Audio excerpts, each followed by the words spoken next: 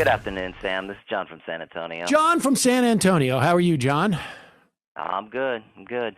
So one of the brightest moments from the post-election news last week was seeing Cori Bush, Jamal Bowman, and Mondaire Jones doing interviews and putting up social media postings promoting left values.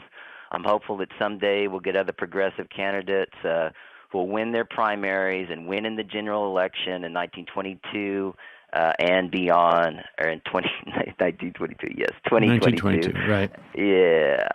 Yeah, so I definitely encourage all potential candidates to run, even in areas where they have long odds of winning. But this year I was overly optimistic about progressive chances in swing districts. But at the same time, centrist Dems also lost races that they were supposed to be close in or even win. So it looks like the Democrats will have at least 222 seats. So if they would have lost an additional 5 seats, they wouldn't be in control of the House. I followed these swing districts very closely through the years, and I know, Sam, that we have had disagreements about the percentage of voters who vote on ideology, and I basically think it's a little bit higher percentage than you do. And in the 2020 House races, the at least 12 seats that have flipped back to Republicans, most of those seats were held by Republicans since the 2012 redistricting, and many were held for an even longer period. They lost in 2018, and now many have flipped back to Republicans, while Democrats only flipped 3 seats. And only 1 seat, Iowa's 2nd district, which is the closest race in the country, didn't flip to Democrats in 2018. So Democrats set the record for the most House votes by a political party in 2020 with 75.6 million votes so far, and then all the votes still haven't been counted. They're beating the previous record set in 2008 when they received 65.2 million, so that's an increase of 15%. And the total vote count in the House so far is approximately 150 million, which beats the total of 128.6 million in 2016, or an increase also of 15%. So Democrats are winning the generic ballot by 2.3%, and they're expected to lose between 9 and 12 seats in mostly close races. This pattern where one party wins the generic ballot and loses seats in the House follows a pattern that happened in 2016, 2000, 1998, and 1992, and emphasizes how important. Has there ever been a time, John, where the Republicans, you said where a party wins the generic ballot, in other words, a party gets more votes over the course of the country, but actually loses seats? Has it ever been the case that party, when we say that party, has been the Republican Party, and the Democrats won more seats, even though the Republicans got more votes? Has that ever happened? Yeah, 2016. 2016, Republicans won more votes and Democrats got more seats? Yeah, yes, that's right. Is that right? Yes, it is. I think it was by about a 1.5 million. They got about 1.5 million more votes, and then I think the Democrats picked up, 5 or 6 seats, just going off the top of my head. In the House. But yeah, that happened also in 92 also. So, the fact that it happened in 2016, though, does that mean that we're overestimating the implications of gerrymandering, at least in congressional seats? Yeah, I think I've had disagreements with you on gerrymandering before. I'm not saying that.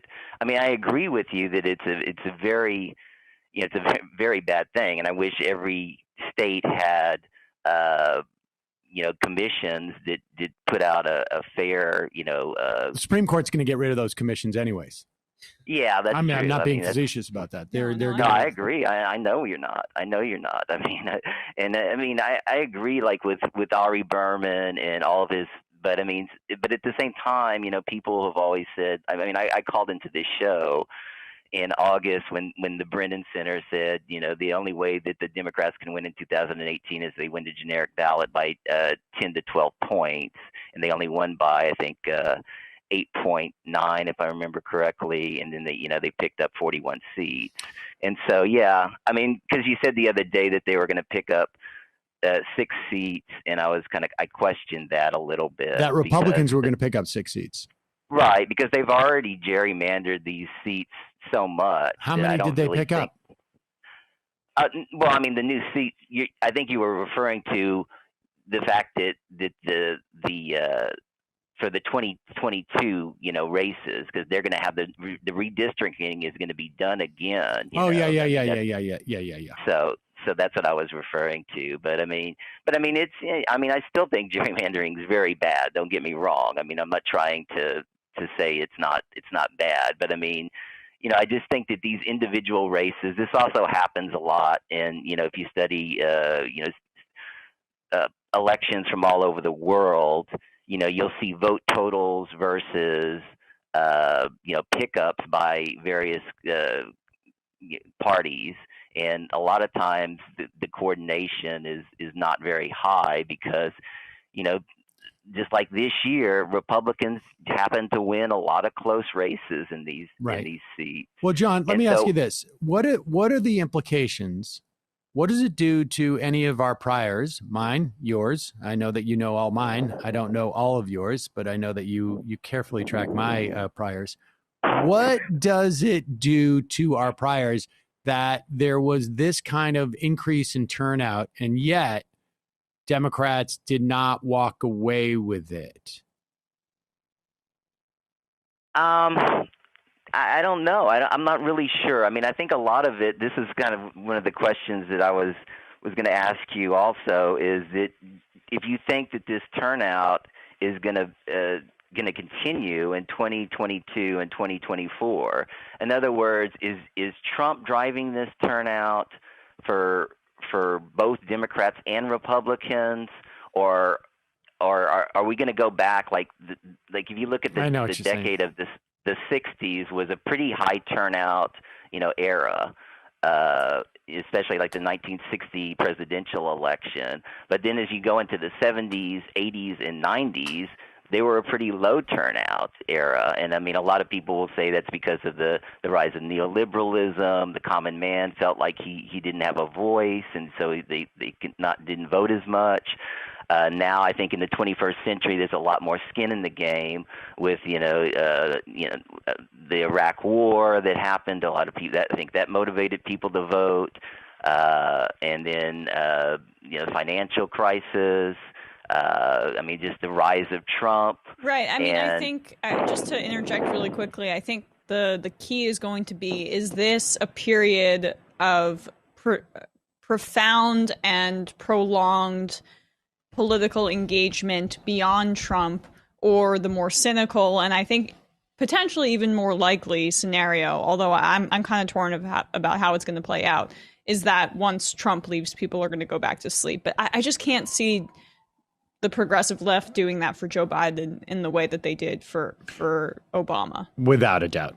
I think that last statement I feel very confident about whether that means that we're going to get the number. I mean, because the fact of the matter is it really what we're talking about in terms of the surge is, and John, maybe you have a better sense of this, and I don't think we have the exact data yet, but when we talk about these surge in numbers of voters, it's not coming necessarily from the progressive left. Right, it's coming almost like from the sort of the more resistance style people. The question is, do they stay politically activated? I am increasingly becoming convinced that campaigns in and of themselves have less impact on things like turnout and the end of elections than what happens in the interim years between campaigns.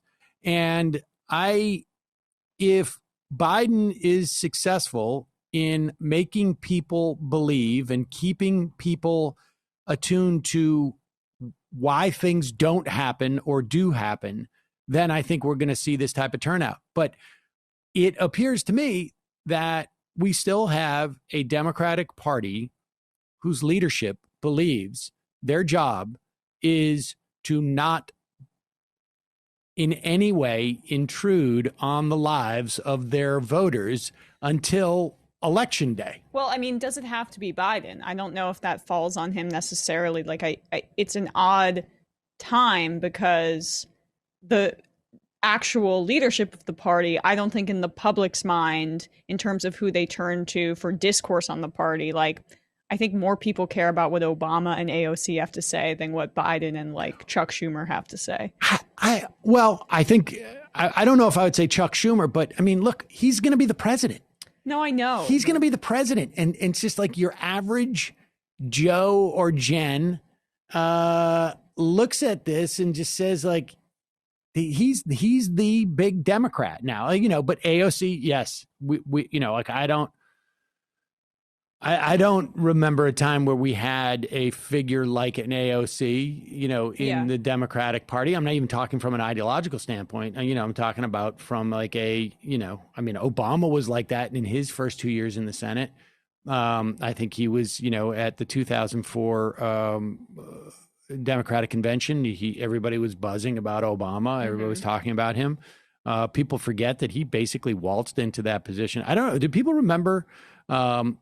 John, what's your sense about this question? I'll tell the story. Do you remember how Obama won his election? Do you know he won a Senate election? I mean, I know you were like probably like I was young. I remember. So it was like Illinois party mechanics intro. Like, well, never mind his primary. He ran in the general election against a guy whose wife was an actress, and they were having a messy divorce. And it turned out like this guy like forced her into like weird, like, I don't know I can't remember if it was orgies. I don't remember anything except for the primary. Like, I don't think well, anyway, keep going. Orgies and stuff like that. Like he won the primary. And then after he won the primary, like it was, I think the guy's name was Ryan. He had to drop out of the campaign. And then Alan Keyes came in to run against it. It was an absolute joke. I mean, he walked away with the whole thing. And at the 2004 election, people were just like, this guy's going to run for president. Yeah. And I think it was after that speech, people walked up to him and said, you can be president. John, what's your feeling? What is your prediction, John? You are a prognosticator, but you use numbers. I mean, is there any, can you go back in history? And people were speculating that 2020 was going to be huge voter turnout on both sides. There were people suggesting this because of 2018. People forget Democrats broke some records in 2018 in terms of turnout and off-year election, but so did Republicans. And it's just they didn't do it as dramatically as the Democrats did. Do you see patterns in turnout over the years, John, that would suggest like what's going to happen in 2022? I'm not sure because I think Trump was just such a huge factor. I mean, in both sides, and that's why I was wanting to hear y'all's opinion. And I would not downplay, which I think is here to stay, and maybe it's been here for the first time since like in the past 4 or 5 years, the implications of how politicized social media has become. And I don't know if that's a phenomena that necessarily goes away, because it is a phenomena that could be driven by a very small amount of people. Like, so you don't need everybody on social media to be like, I'm no longer going to be political anymore for things to be political. All you need is a couple of people who are like constantly interjecting politics. Like, and so. And the algorithm favors it too. And the algorithm favors it. And so, and I think like this is a relatively new phenomena that, is not going to go away, even if Donald Trump is. And I don't think Donald Trump is going to go away, incidentally. Oh, no. I mean, he's not going to have the bully pulpit of the presidency, but he's going to have the ears of like 30% of the country. Yep. One thing about AOC is, I just want to throw in that there was a poll already for 2024, and she was already in 4th place. And the people who are above her, like, Cuomo, who I don't think is going to, once people see him, he's going to go down pretty quickly. He had a lot of publicity. And then the other two are like, Kamala and, Buttigieg, who, had a lot of publicity from running, obviously Kamala being VP. But I mean, the fact that she's ahead of Klobuchar and, all of her support, and also you mentioned about the fundraising, she's actually number 1 in fundraising as far as small donors. I mean, she beats out anybody. And that's she's number 3 in the House, though, just in terms of total haul, right? Yeah, in total haul. I mean, but when they talk about small donors, that's of people who give less than $200 at a time. So I mean, the fact that I just think that if she were to run in 24, she would energize the left, so much. I just think it would just be, tremendous. And she has that fundraising network kind of in place. I just don't think you can run as a congressperson for president if that's what you're talking about, John. I mean, I think she's why not? Case. Why not? I just think that you need to be able to convince people outside of her sphere. First off, you already have the problem that she has been better defined on the right than she has on the left. That is just a fact. More Republicans are aware of her than Democrats. And I think that's still the fact. That was certainly the case 6 months ago in terms of polling. That's a problem, right? And she needs to establish some bona fides. You've been in Congress for 2 years. Obama was knocked for being in the Senate for 2 to 4 years, I guess it was. And it was like, he's been, by the time he won, he had been in the Senate for 4 years. Right. And the Senate, I don't know. I mean, and prior to that, he had been in the state legislature in Illinois. I just think that 2 years of being a politician, I would have no problem with her being president. But I think to make that pitch, she has to have a little bit more sort of experience, and not necessarily for her purposes, but for other people's purposes. But John, we will see. I know you will remember this phone call, and I don't know if you write it down or what, but we will see. All right. I appreciate the call. Okay. All right. All right. Thank you, Sam. All right. Bye-bye. I'm just trying to catch Em up to speed. The typical John call, not the typical, but certainly John's calls over the years have been marked by him pointing out what I said on the specific day and episode 7, 8 months, maybe 12 months to 15 months earlier. John will often start, Sam. Holds me accountable. Yeah. February 8th, 2019, episode number, I don't know if he does the episode numbers, and then he would say, "You said," and he would quote me, and then he would show how I was wrong, which I really appreciate. He's there to humble you. Yeah. I imagine he's got this all written down on some a series of scrolls that he sort of dusts off. And 1,000 years from now, all the evidence of our show will be gone, except someone in San Antonio will dust off a tomb, and it'll have all these notations of takes Sam had that John wants to take him up. That were wrong. I love the concept of a tomb, all Sam's worst takes and some sort of biblical. Wipe off the scrolls. Yeah.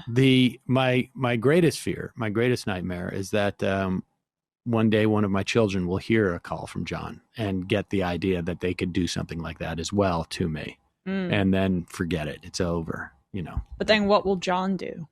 Well, John will just do it based on the show. My kids will just do it based on the rest of my life.